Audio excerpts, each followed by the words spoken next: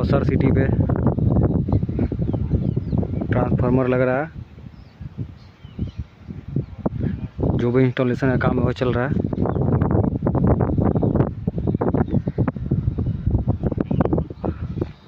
खंभा करने और वायर लगने का काम कंप्लीट हो गया है।